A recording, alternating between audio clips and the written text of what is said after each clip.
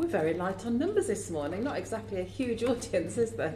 Emily, we recognise you because we've obviously here had you in front of the committee before. I'm chairing for Frank, who's away today, but just for the benefit of the record, could you tell us your name and who you are? Yes.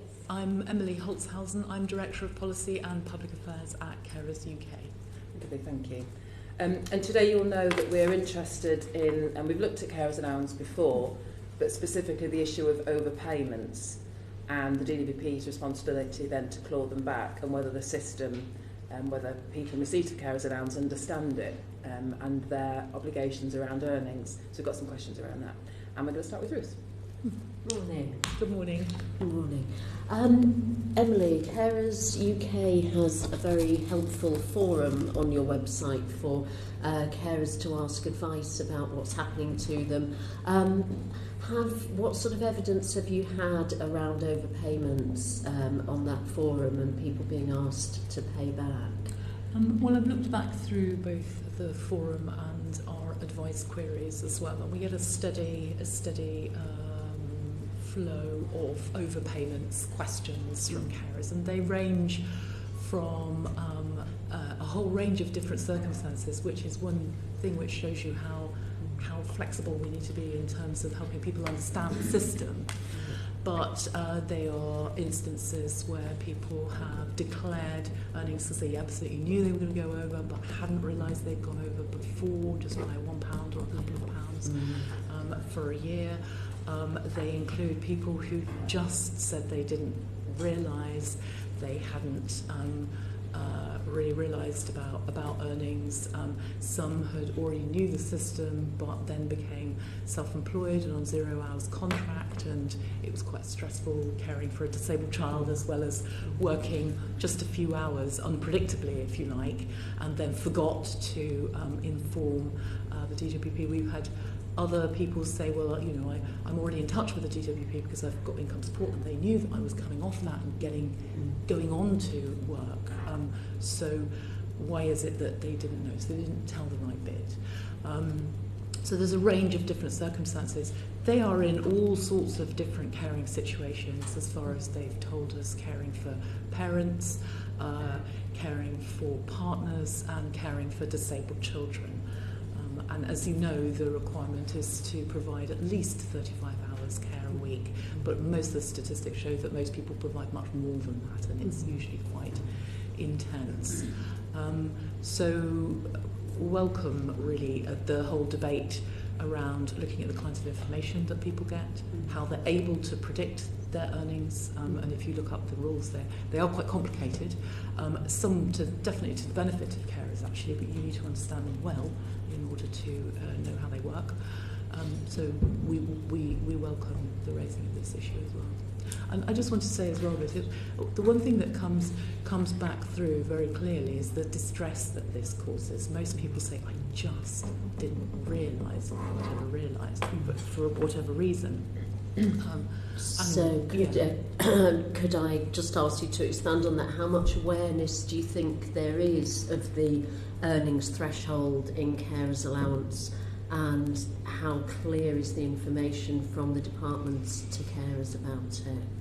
I think, there are references to it sort of all the way through in terms of earnings. I think one of the challenges is where people have change of circumstances. One of the challenges really is I suppose how people are communicated with. So if you look at the letter, for example, that comes to a carer, it's quite long.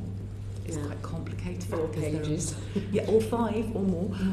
Certainly I've seen a 5-page letter. The additional information, which is really important, is additional information. So you have to read past the letter onto the please read this carefully section, which runs to at least a couple of pages. It's in terms of a change of circumstances, it's harder to understand. Of course, people who are on Carers Allowance regularly will get this letter every year. So whether they reread it and remind themselves of the many different rules that exist around Carers Allowance, because overpayments also occur in other circumstances. Perhaps if you've had a little bit more time away from caring, overpayments caused because of that, for example, and the range of things where you need to report different circumstances. So you might not return to the website every year to have a look. The information varies there about some of it is clearer about when you come into changing of circumstances if you're earning over £120 a week. So I think there's definitely areas where carers could easily be confused by the volume of information, the language, and the regularity of receiving that. Okay. And the letter that carers receive, does it specifically tell them that they need to report if their income exceeds, their earnings exceed £120 a week? No, it says they need to report if they change job or their earnings go up or their earnings change. So it's so it doesn't mention this magical number of £120. No, I don't think so. Not so, under change of circumstances.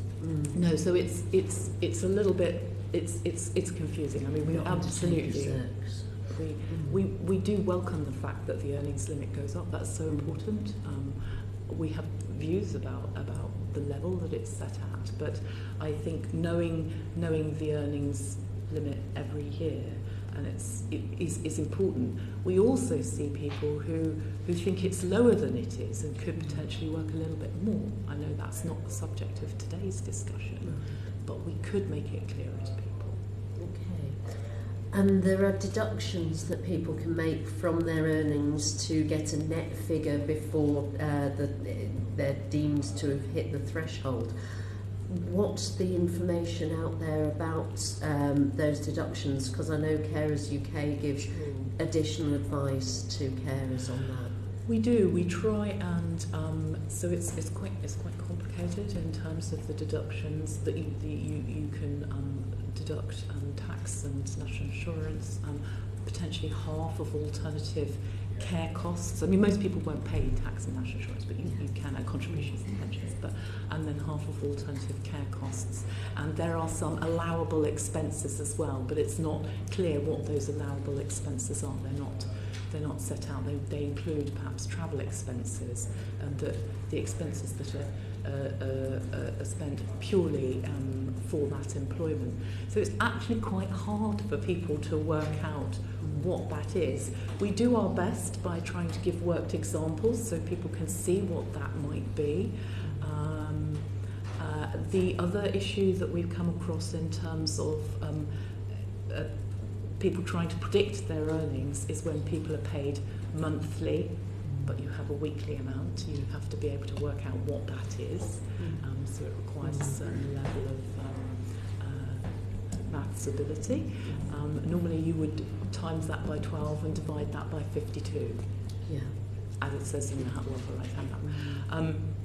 The other issue is that people have fluctuating earnings. So in actual fact, it's not I get £119 a week regularly. They're certainly the people that we've seen who are on 0 hours contracts, for example, very difficult to say perhaps what they might get, and their patterns of work. There's a different way of averaging out earnings, which means that it's sometimes very difficult for the carer might say, well, that's my pattern, and they might have interpreted it differently to the Carers Allowance unit. So that sets quite a complex picture, I think, for people to be able to work out where they are. Okay, thank you. Okay. Before I move on to Nigel, can I just ask a couple of questions, Emily? And at the end, we'll come to a debate about. I'm inclined to agree with where I think your thoughts might be about the whole thing about Carers Allowance and what it's supposed to do. But the whole monthly, weekly thing, I've noticed that. Is there a bit of a generational issue within the DWP that some things are still a bit old-fashioned, weekly benefits, weekly things, and now UC is all about month? Is that something that's an unnecessary complication and probably needs sort of streamlining across the system? It's either weekly or it's monthly. I think there are different ways of working things out. We're very used to working on a weekly basis. Monthly is different. People's patterns of work are now so different. Monthly is quite common, but certainly not everywhere. In terms of people's income, people are also still paid weekly as well. So I think it's a complexity as we move forward and UC rolls out further, then we'll see more people aligned to it monthly. But it's also more complicated from the fact that we have people, for example, parents of disabled children, working sometimes during term time, a little bit more, and then not in holidays because they can't get alternative care. And people on these slightly more fluctuating contracts, it's very difficult. And why wouldn't you encourage them to work as much as they could when they could, and then not the rest of the year, but then being massively penalised for that? Well, I think this is one of the issues, Chairman, that the penalty for going even £1 over the earnings limit is the harshest in the benefits system, where you lose the entirety of your benefit. And that's why I think carers feel it's so hard as well, because you have to pay that back, all of that back. It's not that you've gone, you have to pay back £10. You know, if it's just 1 week, that's the entire benefit. And again, we'll explore that a little bit later as well. Just one final question from me. I presume in your organisation, a lot of what you do is provide support and advice to people going through this. Particularly, I would imagine there are cases that are brought to you, I've got this overpayment, what do I do now? They're clawing it back, I didn't realise. Are there any themes or trends you've seen around those claimants who are more likely to go over and need to have overpayments? For example, people who have worked all their life and suddenly the sibling becomes ill and being a carer is a new thing. Oh, I thought I could keep working, as opposed to perhaps a mum who gives birth to a disabled child and knows that they're at home from the beginning. Are there any themes in the sorts of people that are getting it wrong in terms of what they can claim? That's a really interesting question. I think what I was surprised about actually was the diversity of people's experiences. Right. Really across employed, self-employed, and as I say, 0 hours contracts. And I was surprised the breadth of caring situations. People making mistakes when they started work, even knowing the system, and then starting work and simply forgetting because it was a different situation and trying to juggle everything. You can see how complicated people's lives are. I've got a partner, I'm caring for somebody, I have 3 kids, and I'm trying to do a bit of work as well.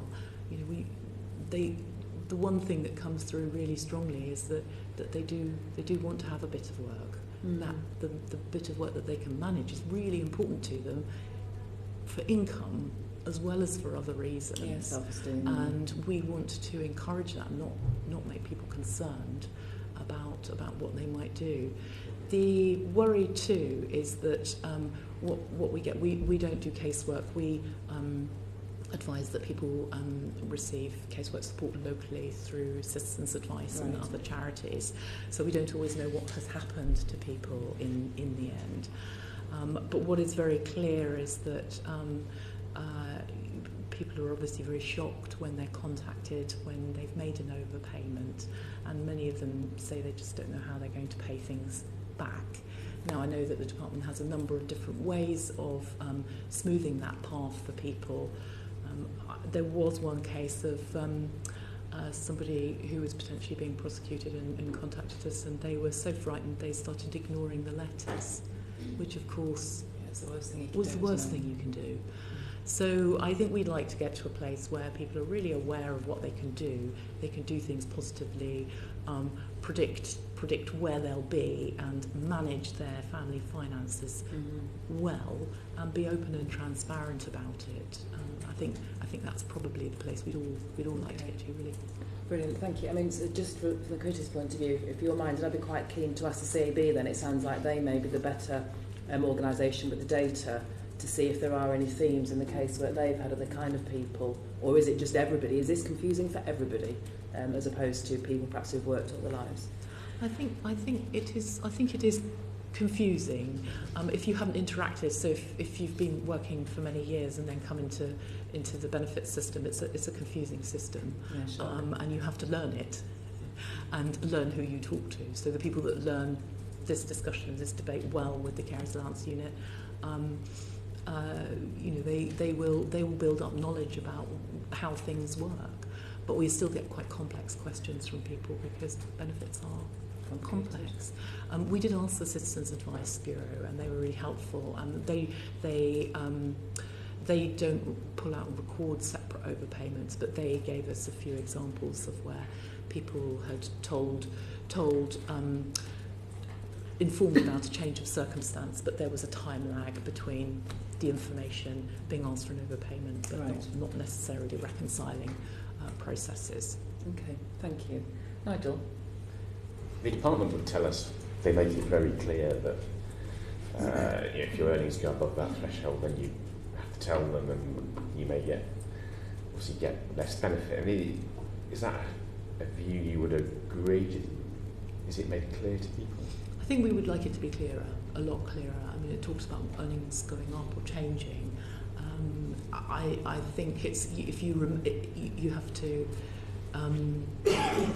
It's if carers really knew the penalty, that is it's such a significant penalty of going over the earnings limit that I think we could do more to make sure that they're aware of that. Because one of the things we do is we spend quite a lot of time thinking, how do we make the correspondence DWP sends out clearer and easier for people to understand? And you always come up against that the system is complicated, and there's so much that we have to tell people that if we don't tell them, then somebody complains they weren't told that if they got contribution-based job seekers allowance, they had to tell us. I mean, you might think DWP would know that themselves, but so you get to the stage where you either have a very simple one page which says, if something changes, you must tell us, or you get 4 pages of listing almost every scenario you could dream of and what it might be. I mean, where do you think the happy compromise is in that situation?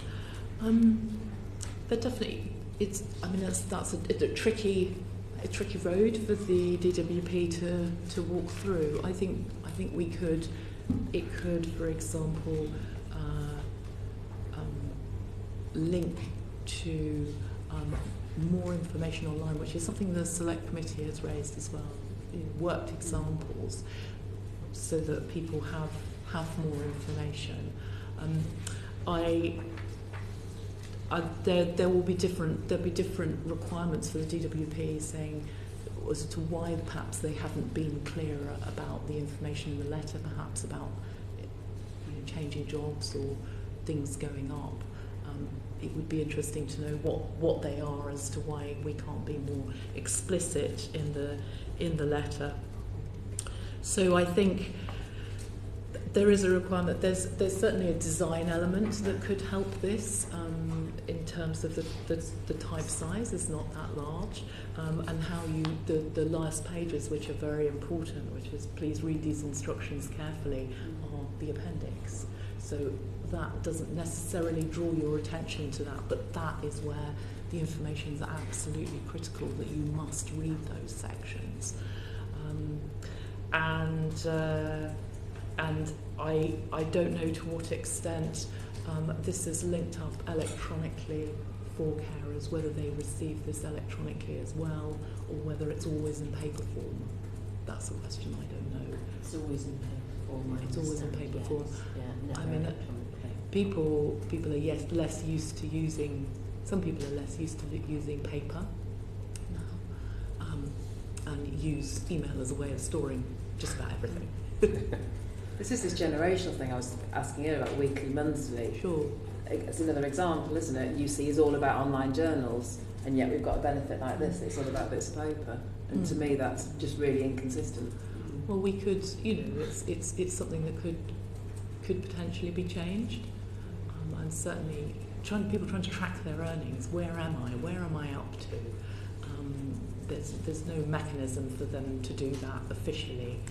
Everything has to be sent in, uploaded and sent in, or sent in paper form, so pay slips. So it's quite detailed, the kinds of information that people need to send in, potentially quite regularly as well. Yeah. Except for everyone that's employed, DWP have that information anyway, because they can get their real-time feed from HMRC, can't they? So you kind of come to the point, well, most of these things that a carer has to tell DWP ought to already know. I mean, they ought to know what I'm being paid through a payroll. They ought to know what other benefits I'm getting and what changes. And they probably ought to know if the person I'm caring for loses their welfare entitlement, so I lose mine. I mean, isn't the solution here just for DWP to kind of do some of this work themselves? I think if there's definitely, it comes as a surprise to people that different parts of the DWP don't necessarily know, share the information, and that they need to inform people explicitly with the Carers Allowance Unit. I mean, I would say that one of the benefits of having people working on the Carers Allowance Unit is that they have built up really good knowledge over the years, and knowledge of caring and carers. So the decisions that they can make are more in tune with people's lives, if you see what I mean, rather than having anybody make a decision on their claim. There's more expertise built up, but certainly we've come across that as an issue. You know, the woman who, for example, who's moving from income support, she just automatically assumed that someone had updated her record. Not all the one department of the DWP is up, but why would you as a customer think any differently? Anything else from you, Nigel? Steve? Thanks. My experience as a constituency MP is that over a range of benefits, it seems quite difficult for people to give information to the DWP. I'm amazed at the number of letters that go astray and the number of documents that get lost, and it just strikes me as a recurring theme in advice work that I see. If these figures that the Guardian have reported are accurate, then we could be seeing thousands of people being fined or prosecuted. And it would appear that the major problem is they haven't reported a change of circumstance. I just wondered, in your experience, how easy is it to report a change of circumstance if you're a carer? Well, you can either ring, or you can email, or you can write in. So to report a change of circumstance, I think a few months back it was a little bit harder, I think, to get in touch and with the Carers Allowance Unit through the telephone. So just to qualify that, Emily, there was a period where they were just short-staffed, do you think, or too many calls they weren't picking up? I think it was taking a little bit longer to process calls, but there were a few calls that we had from carers. That was quite a few months ago, but right. We haven't heard anything recently about that. So I think the so from the carers' experience and point of view, of the people have said, well, I reported it, I rang them, and I told them. And then you ask them, when did you ring them? And they can't remember when they rang. They didn't have a record. So that's part of the problem, is their own record keeping. Some of them send letters and slips to the Carers Allowance Unit, but don't necessarily send them recorded delivery. Again, they then don't have a record of when they've sent them. If they send things by email, of course, they do have a record. And that is, quite important, and they can scan and upload documents, but that of course requires somebody to be on email and to be able to do that. Not everybody does. So is the problem then, it's not difficult to report to the department, you're saying that's relatively easy. The difficulty is in proving that you've done it. Is that what you're saying? For some people, they won't have an audit trail of when they've done it and when they've said. And that is, that's a challenge for both proving when they did it, as well as keeping track of when they've done it, if you see what I mean. Yeah. And of course, unless the Carers Allowance Unit has a record themselves of that call and that person, or if the letters do go astray, then of course the carer doesn't have any record of it. So email is a good form, but not everybody has that trail. And so I think some things through the website gov.uk have improved in terms of some of the pathways. They're a little bit clearer, but it's also remembering to do this. And some of their correspondence with us, you can see how pressed they are for time in caring and looking after people and remembering to do this and send the change of circumstance. There's quite a lot of administration, as you well know, in caring for somebody, arranging different appointments, arranging different benefits, checking other benefits, and it's some people have said that it's quite easy for this to slip away and not get done. And that's something. So the easier that we can make it, the better. Okay, thank you. Chris. Thanks, Chair. Emily, I think you've touched on some of this earlier, but just maybe to flush out the impact that repaying overpayments can have on individual claimants, particularly thinking about the amounts that they would have to repay, and also what effect that would maybe have on a carer maintaining employment. Maybe just discuss that just in a bit more detail for us. Sure. So the first thing that you see when the queries come through is the emotional impact. It's really very significant. Yeah. People saying, you know, they've been crying for days on end. Their mental health has been affected. They practically don't know how they will manage some of them. Now, it could be that they haven't yet had a discussion with the department about how those payments are rescheduled, what size they are, and over what period. Certainly, the decisions that people have to make, we've had carers say, well, it's just not worth it. I'm not working. I can't predict this. It's too much. I have to give up. And they don't want to do that. It's really clear from their responses. And others say that they wish they hadn't claimed benefits in the first place. But of course, it was a vital source of income, and potentially their only source of income. But they're so struck by their experience. We had correspondence with somebody who owed £10,000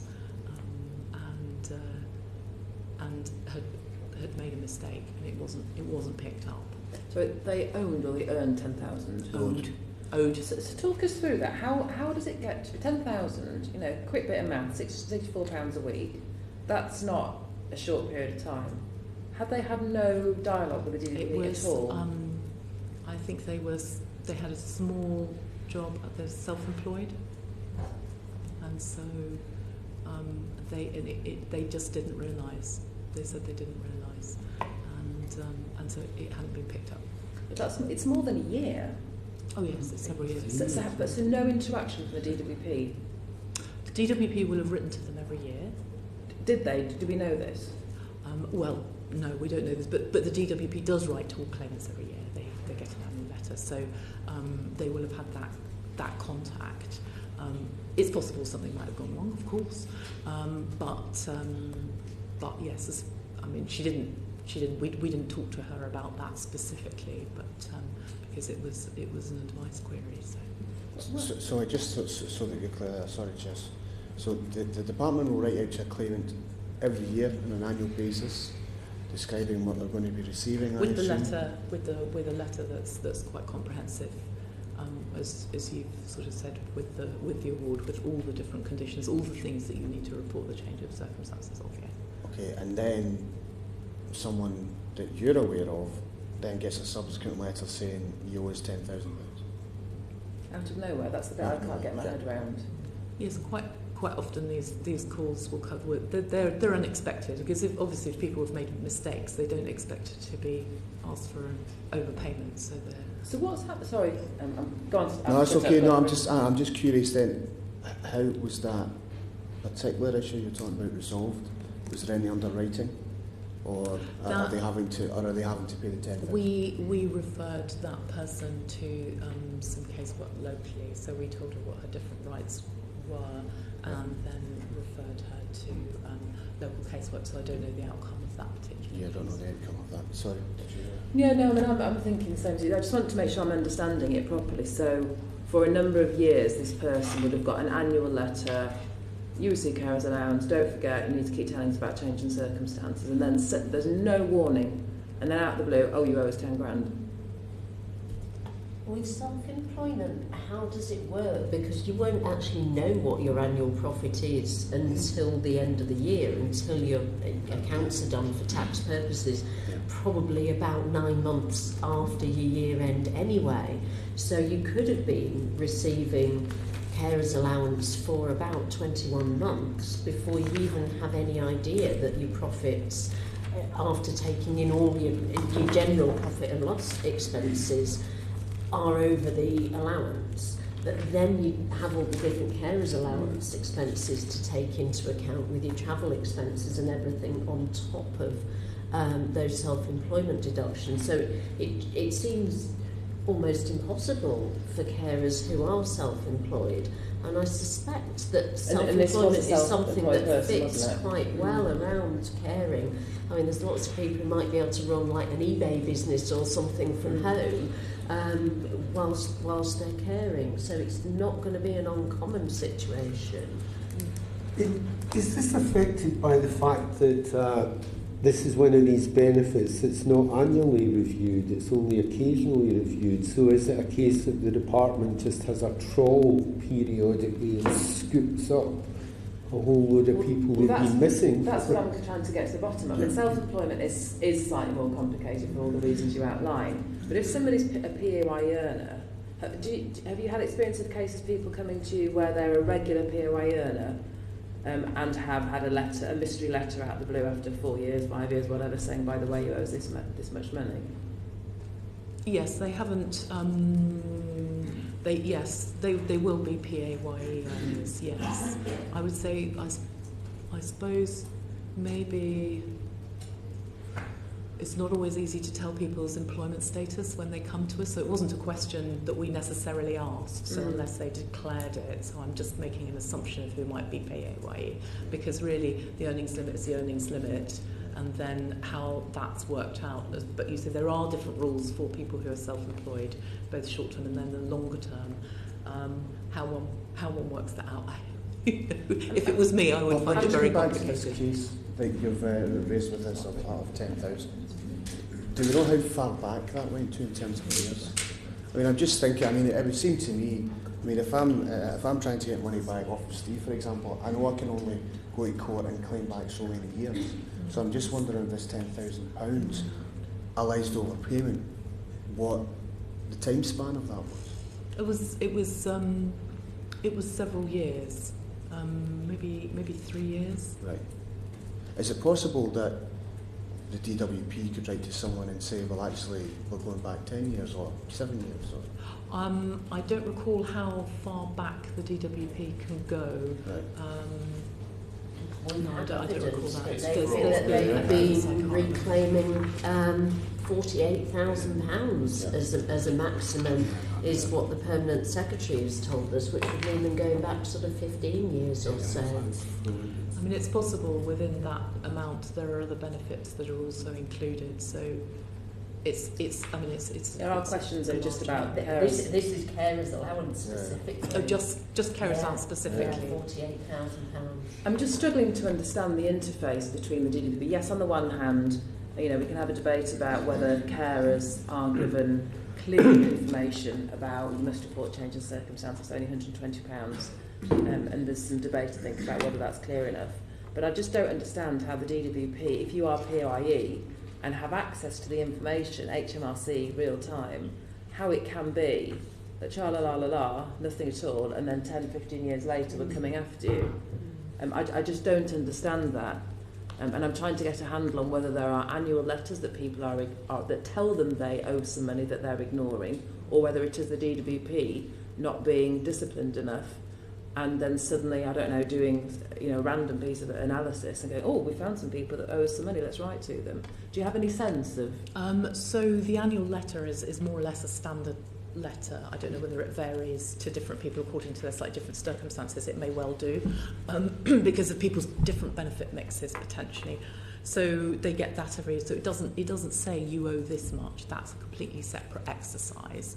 And from what I can tell from some of the evidence that you've also looked at in the Guardian article, there's records matching. So that will be a separate process where it might raise cases and questions of people who have earnings that don't match the records within the carers allowance unit. I think we can maybe ask that later.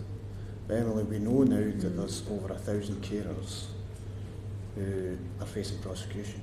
So can you maybe tell us, in the experience of Carers UK and Carers you represent, what the impact on claimants who face prosecution is as a result of overpayment? It's extremely stressful getting letters to say that you've done something wrong. Most people are very honest people, and they're shocked by that.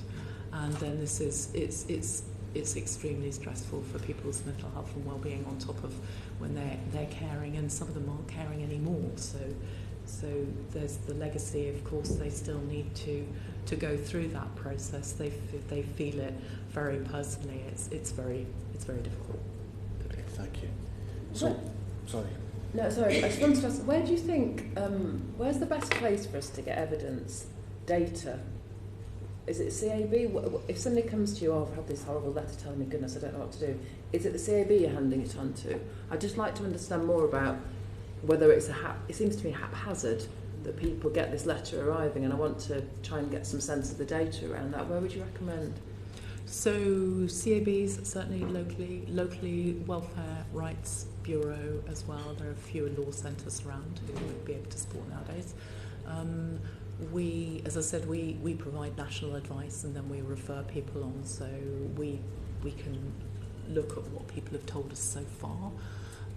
Those would be the evidence places, but I don't know that CAB have got that data. Well, worth asking. We ask them, but it depends whether they collate it all as part of their case recording. But I'm sure they'd be happy to help. All right, thank you. Chris, anything else from you? Well, it just raises the question then. What more do you think that DWP could do to reduce the number of overpayments? What more could it do?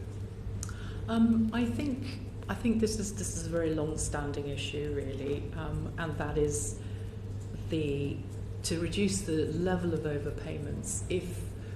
If the penalty was not quite so harsh of losing 100% of your carer's allowance, that would instantly reduce the number of overpayments. We have tapers on other benefits, but not on carer's allowance.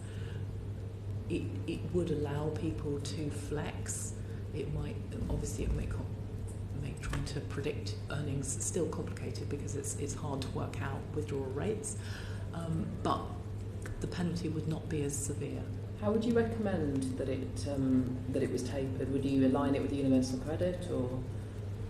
That could be one option to be explored. At the moment, we're just running through some calculations to see who is better off or not within universal credit where they have earnings. So, because carer's allowance still exists technically within UC, if you still claim that, the earnings limit still exists. But if you don't, but you have the carer element, then you are potentially better off. So we're going to run a number of different scenarios through universal credit to see how that works, and to see whether people are better off or not. If that's a piece of work you're doing now, could you let us know kind of the conclusions that you reach from that? Thank you. Ruth. Thank you.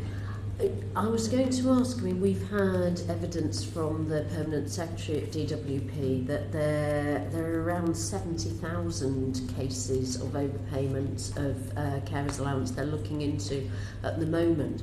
Not a lot of them are coming through to advice agencies, it seems. Do you think part of the problem is that carers are so very isolated when they're stuck at home, possibly only just able to get out to work, and not able to make appointments with Citizens Advice, or if they're not online, to be able to seek advice from you? How far is that going to make these sort of overpayments and claims worse for carers than it might for other sections of society? I think people are more isolated, even if you are going out to work, and overpayments, as you know from some of the questions asked, they're not just for earnings, they're sometimes for other reasons that people have taken breaks.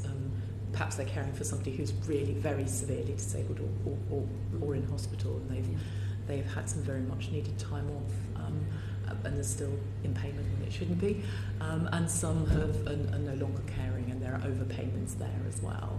But earnings is the largest sort of segment of those. I'm sorry. It's okay.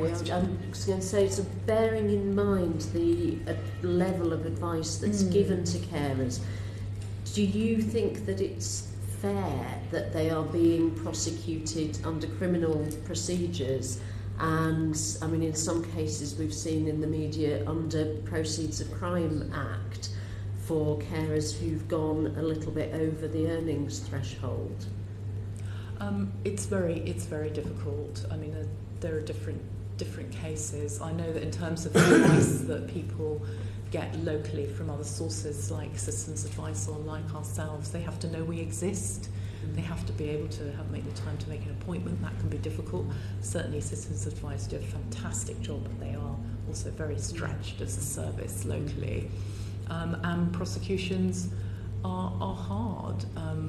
There are people who unwittingly make mistakes, and if they can't pay administrative penalties, then you know, they may well be prosecuted, and that is that's very difficult when you're caring for somebody. It's difficult if you haven't knowingly made the mistake and you think that you have been honourable in what you've been doing.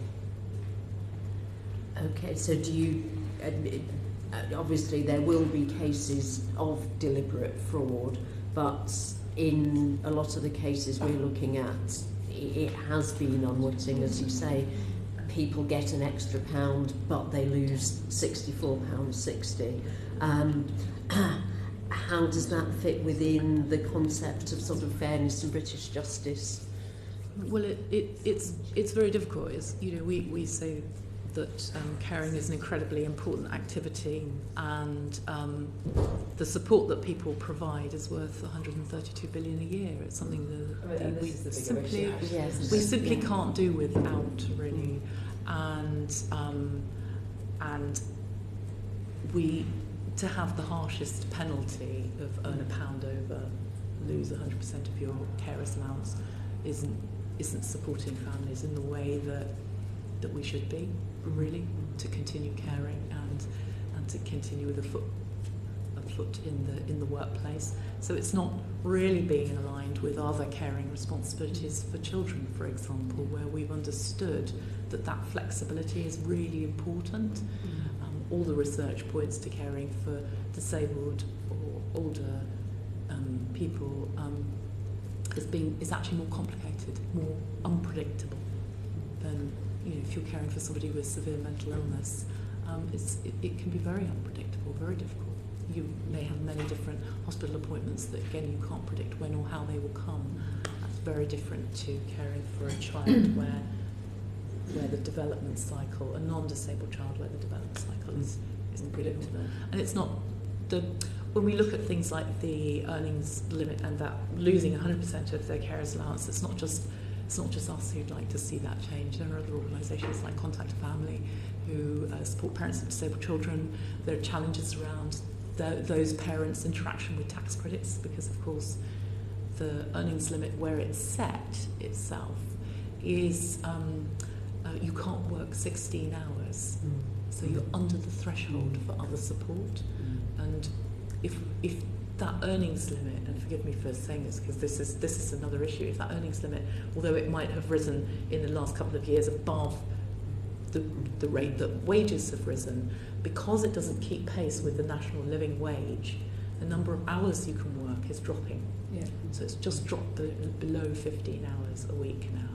So people have to be aware in all of this that in actual fact the number of hours that they might be able to work is dropping. So you're still doing the same job, your earnings might have gone up, you might not be thinking, but you're... Because that person won't perceive that their circumstances have changed at all. No, they're still doing 15 hours in Tesco or whatever it might be. Yes. And I mean, working in Workers' Union, we used to see a lot of cases where people would get a sort of 2% pay rise, not realise they'd gone over the limit. But in the past, that seemed to have been picked up at the year end, so they'd have maybe 8 or 9 months at most to pay back, which is bad enough because that'd be about £2,000. but not the sort of figures we're seeing now when sort of you're looking at 3 or 4 years worth. So, I mean, we absolutely, I just want to say on record as well that we really welcome the rise in the national living wage. That's really, really important. But that also means that those the whole lot needs to shift then. The whole lot needs to shift, and if it could just peg with that, that would be a lot easier for people to understand, because we're down to about 14.9 hours now on national living wage. So it's like a step, isn't it? It is, and lots of employers do 16-hour contracts as a basic because that's what so many lone parents and other sections of society actually want, because that's their gateway to working tax credit, is doing 16 hours. And that has become quite a norm, whereas if carers can't earn that amount, then there will be jobs that they can't access. And I think as well as what is the negotiation with your employer? Do you say, well, I need to drop my hours because actually this benefit's really important to me as a mainstay of security, and I know that if anything goes wrong, it's there and I get it, and this is the only work that I can do, I really can't do much more. Do you ask an employer to drop your hours? That's not always possible for an employer to do. Not at this time of year, not in the run-up to Christmas so in it's many sectors. It's a difficult, complicated situation for people to have to think about and manage. Can I just ask one blindingly obvious question, but I just make absolutely sure I've got this right in my head. So you are expected on a weekly basis to tell the DWP if your earnings have gone over £120. And if for 48 weeks of the year, I'm under that a lot or a tiny bit, but for 4 weeks of the year, I'm over it, that would generate an overpayment. That would generate an overpayment. So for I those could be 4 earning weeks, £50 a week for 48 weeks of the year, and for those weeks I go to 121, and I would suddenly there's just no balancing over the year, is there? I just want to absolutely check my understanding of that. No, it's the averaging out of earnings is over a normal work cycle, whatever that is. So that's different for different people. Which is one of the trickinesses of trying to work out with people who have slightly fluctuating earnings, what the normal work cycle would be. So for a lot of people that would be a month. So we've talked a little bit about taper. What else would you do to change the way it operates? Would you make it annualised? What sort of things would you recommend? We haven't really looked at annualisation. I'm just picking an example. I mean, no, we can go away and look at that. It's quite complicated. 48 weeks of arrears by the time you do your year's I'm just thinking out loud what might be better, really. I think everybody would like to get to a place where we have quicker information in, and that if there is an overpayment, that it's dealt with quickly. I think that's in the interests of everybody, really, and I think perhaps some of the processes that DWP have put in, they've said will enable that process to be quicker. Some of the cases that I'm talking about date back over the past year, so I'd hope that we maybe they're picking up some of the historical elements that they've been looking at as well. No, we haven't looked at annualised. And there is the question, as you say, of weekly or monthly. I don't know how often people are still paid weekly. I don't know how frequent that is. And then, of course, there's the self-employed people who have completely different calculations. I think in the committee was sent directly some evidence by a carer who said they'd earned under the weekly amount every week, but they were paid monthly, and because some months that took them over the monthly allowance, even though every single week they earned less than the earnings threshold, they've still been asked to repay 4 or 5 months worth of carers allowance, even though they never went over the weekly threshold. And that just seems a completely unfair way of penalising someone because of the way they're paid, someone who was very aware of the threshold and made sure they earned less than that amount every week, but because the monthly pay was worked out differently, they've been penalised so massively. I think that's a good example of just how difficult it is to work out where you are with these different calculations. Have you got any examples or knowledge of where somebody has found the strength to argue the toss with the DWP, like an appeal process, like an example like that, and won. Is there an appeal process? There would be, obviously you have to provide evidence, and you have to there'll be circumstances where on the averaging out of earnings perhaps there might be a slightly different discussion where you have more. So one case we had, for example, the payment came in they worked 1 week every 4. They were averaging that out over every week. What an assumption that it was yes, every week. But it was for that week, so that was problematic for them. I'm sure there are cases where people have successfully argued averaging out of earnings and how to treat those earnings over the normal work cycle and what that is. I would think that the Carers Allowance Unit sees a lot of those examples, so has probably quite a lot of experience of making decisions. We don't have that raised very often with us, which might suggest that they get it more right than not. Yeah. I just don't feel like I understand the system or how it works terribly well, to be honest. Nigel, do you want to? So if we gave you a sort of shopping list of ideas that could improve it, I'm trying to think which ones you might prioritise. So there's the taper. Is that your first choice reform? Taper would be very helpful. Pegging the earnings limit with the national living wage, so that people don't have to make complicated decisions, so that people benefit a little bit more from work. Some kind of, I know we have journals within UC, whether we can move towards something like that people could enter that. That's an alignment of the two systems. That would be very helpful. Certainly improving the kinds of information that appears on gov.uk, whether it's possible to have some worked examples as well. I mean, we've done some. And I suppose the most generous solution would be just not to means test this at all. And say if you're doing the 35 hours care, you get this, whatever you're earning. But I sense that won't be one the department will be overly keen to accept. So that's probably, but that would be the dream solution. But I would agree with you, just for the record. But we can't get there, can we? So the taper's better. Could you do a run-on, which appears to be a popular phrase in the DWP now? So you could say, if your earnings go over £120, you keep your carers allowance for 4 weeks, and then if you're still over £120, then you lose it. But if you've gone back under, effectively just smooths out.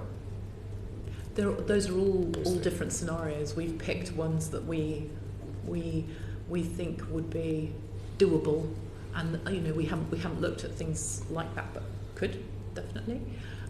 The other thing that you'll probably know is that carers feel that very strongly that carers allowance is a benefit that should be higher because it's the lowest benefit of its kind, and of course Scotland have or increased take it. away the earnings element angle to it, and it's just what it is. And yeah, so those are different things that we could look at in terms of smoothing paths.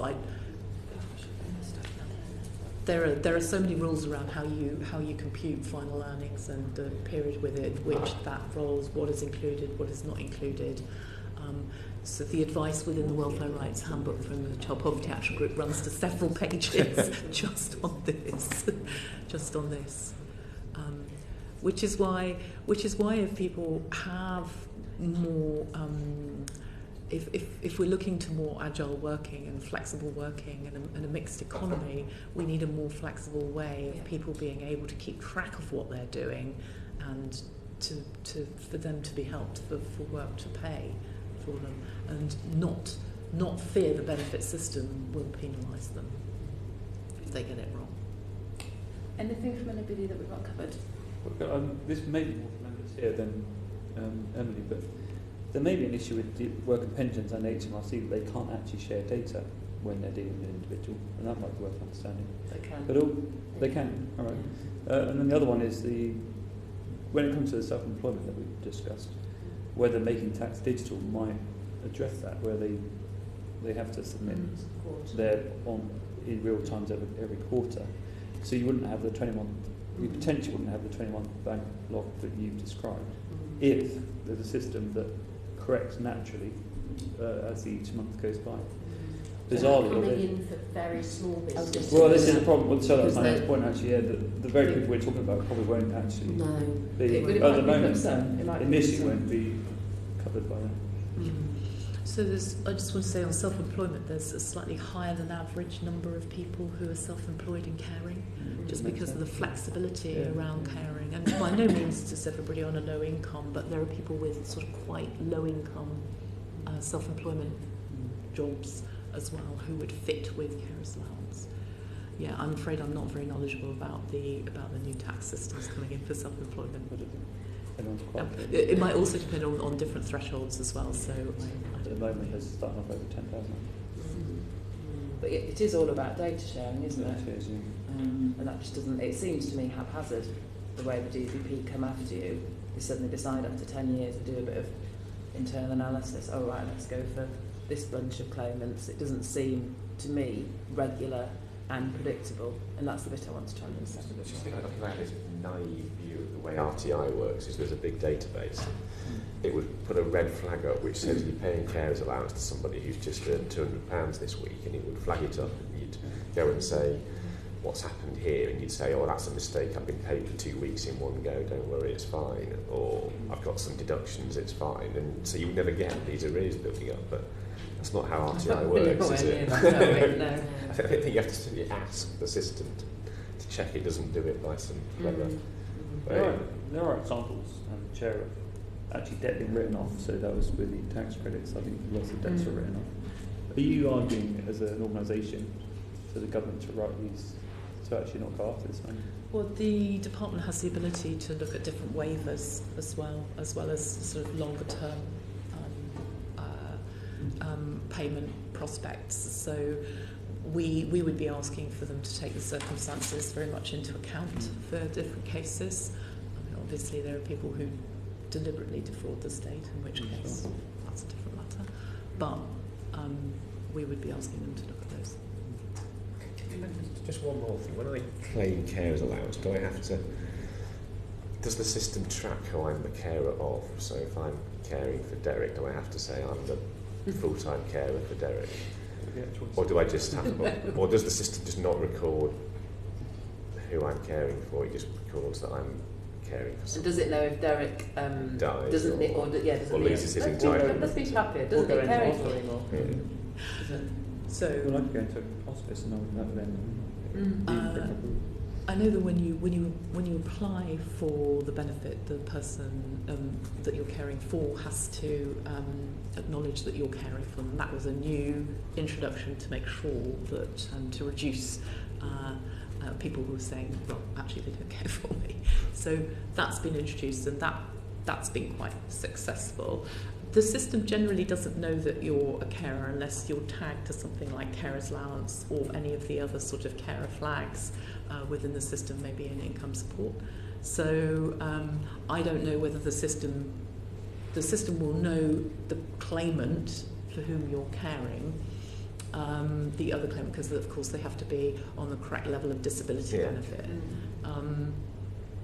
The reason I was asking was, should the system be able to say you're not entitled to carers allowance now because of a change in the person you're caring for circumstances, so it can stop paying me even if I forget to tell the system for a while. It should know, or don't they have that capacity to say, actually, we know you're not entitled because the person you're caring for has lost their welfare entitlement, so you lose yours?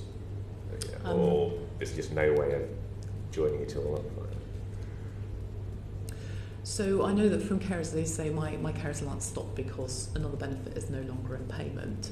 But I also know that a number of overpayments are due to people no longer caring for somebody but continuing to claim. So I think that's a question you might have to ask the department about where that sits between the two.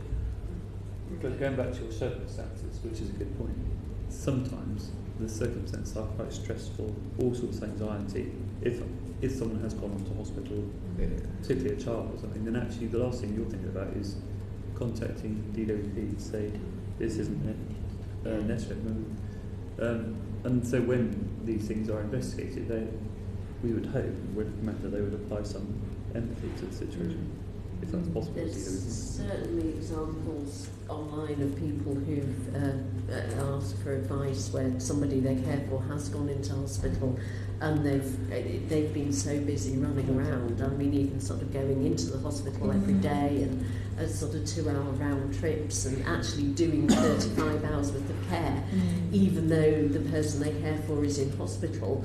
They're still having to go and liaise with doctors, sort things out at home about medical appointments and things, and still being charged for the carers allowance overpayment. Yeah, it's whether it's a permanent change, I suppose, isn't it, rather than a temporary stay in hospital or something. But there's certainly questions I think we need to ask the department. Brilliant. Well, thank you very much, Emily. Really appreciate your time. Thank you very much. Thank you for your questions. Thank you.